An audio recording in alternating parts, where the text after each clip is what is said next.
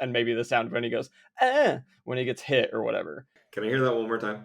Thanks. I need that for tonight. Yeah. I bet you do.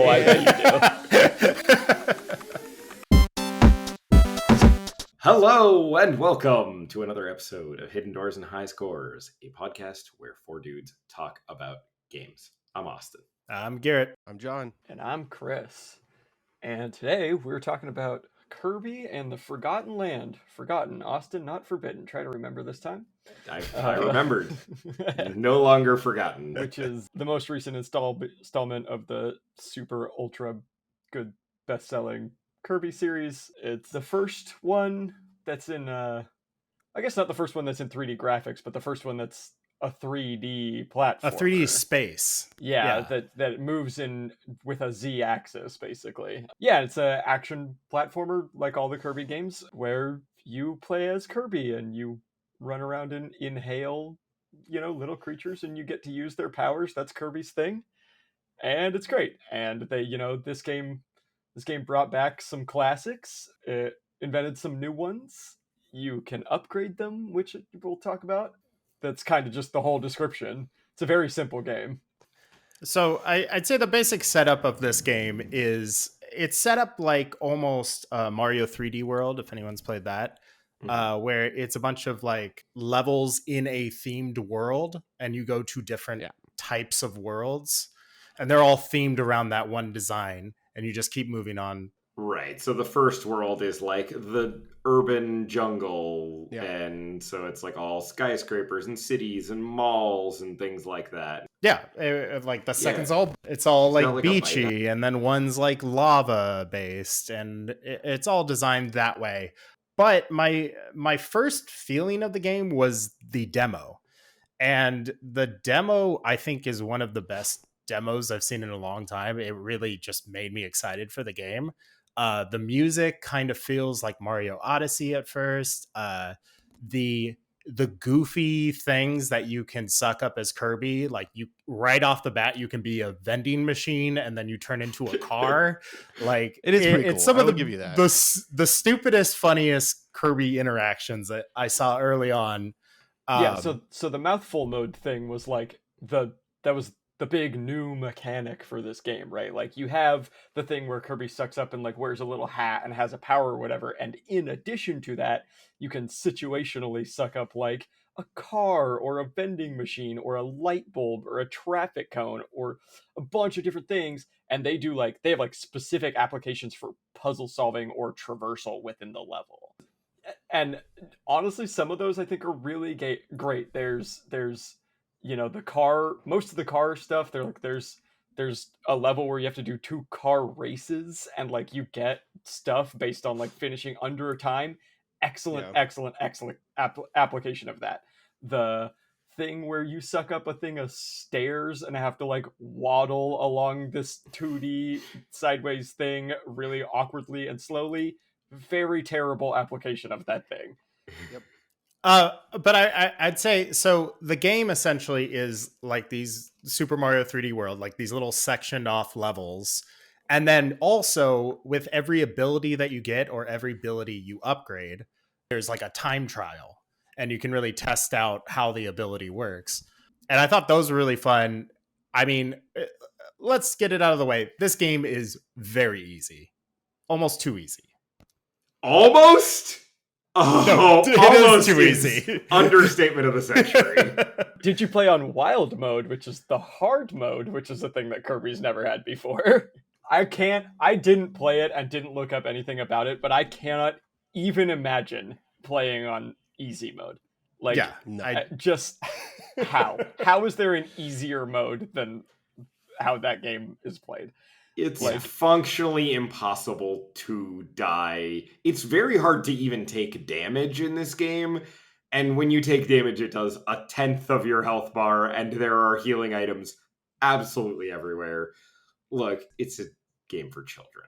And it's designed to be a fun, happy exploration. Right. And lots of stuff to find, but like no part of the combat or even the platforming is supposed to be hard. Yep. There's a stage in the beach world where I had to go back. I missed one of the like secret waddle dees that you have to find or whatever. So you go back and you literally can. It's like a series of platforms along these bridges over water, and you're like having traversal, and there's a bunch of enemies you have to get around or fight or whatever. And you can literally from the start of the level go in the water and just swim straight to the end of the level without doing any of the puzzles, any of the traversal, any of the enemies. You can just swim straight to the end. It's amazing. So the Waddle Dee was a good idea in this game. In each level, there's like hidden Waddle Dees throughout, or you do certain objectives that are hidden until you beat the level, or if you just randomly do them. Yeah. There's like a hidden objective where you unlock a Waddle Dee, and the Waddle Dees fill the population of the main town that you have. The problem with it is to unlock pretty much everything, you only have to get a little over half the Waddle Dees, which playing each level once, you're going to do that. It's just going to happen. So there is no reason at the end of the game to go back and actually try to do that, which would have been a really cool application, making some of the secrets to do pretty hard and getting like further rewards. But nope, it's if you beat the game and generally look for Waddle Dees, you got everything in the game. This is something that I really want to bring up in this game, because I think the level design within the game, like I think there was a lot of like fun secrets to find and things to do, and fun interactions when you get a new power and ways to use it in the level. But this part of the game was really disappointing for me. I was starting this game and I was like, you know what? I'm going to be a completionist. I am going to do the first world and I am going to find every secret Waddle Dee. I'm going to do every objective. Then, as Garrett was kind of mentioning, there are these challenge levels that'll pop up. There's a time to beat. You have 1 minute to do this bomb challenge. Now, you actually have as much time as you want. No matter how long that takes you, no matter how many times you get killed, doesn't matter. You'll get the little gem. And if you beat it in that very difficult time, which is like some of them were actually quite challenging and interesting, but the reward is 50 coins, which are completely worthless. So it's just like, you know, it just didn't feel like there was any weight. There was no reward for getting all the secrets in a level, to completing the challenges with the fast time. Like I did the entire world, I 100% of the first world, got all the challenge times, did all the Waddle Dees, and I got to the end of it and I was like, nothing? I don't get anything for that? No, you get nothing. Oh, okay. Well, I guess now I'm just going to breeze through, you know, the rest of the game and like not try for any of those challenges because there's no reward. You get access to the things they unlock slightly earlier than if you didn't 100% every stage. So yeah, one of the things you unlock with finding Waddle Dees is the Coliseum. The first time is you fight like the first 4 bosses, I think, and Meta Knight. The second one is the latter half of bosses. The last one is all endgame bosses, and it is actually the only thing that's legitimately difficult in this game. I'm glad to hear that there was a challenge somewhere in this game. Yeah. Unfortunately, this game was so unchallenging, I never got to find it. Yeah. Because I got bored. It didn't keep my interest long enough for me to even get there. Yeah, so I'll just talk about the end game real quick. Once you beat the game, you essentially have to do a highlight reel of all the levels. Then you fight the boss of that section, and he's faster, has way more moves, hits way harder, and it's actually difficult fights. So wow. I wish that was the game. Why have a hard mode in this game? Just make that the hard mode. Well, and I thought that the reason they didn't do a hard mode is just they didn't want to program in like more difficult bosses and harder enemies. But it sounds like they actually did that work and then just gated it behind beating the whole game. So the game is ultra easy and then all of a sudden becomes challenging? Like, oh, Austin, what's your overall feel? So I think Kirby and the Forgotten Land lives up to its name. It's a Kirby game, and I'm gonna forget about it very soon. The level design, the world, the graphics, the music, all of Kirby's animations and all the Waddle Dee animations and his little flying blue squirrel friend are fucking adorable. They are so cute and so happy, and they made me smile while I was watching them on the screen. That being said, you know, the whole game It feels kind of like Kirby. It's made for kids. It's adorable. There's some hidden surprises here and there, but ultimately it just kind of feels like it's full of hot air.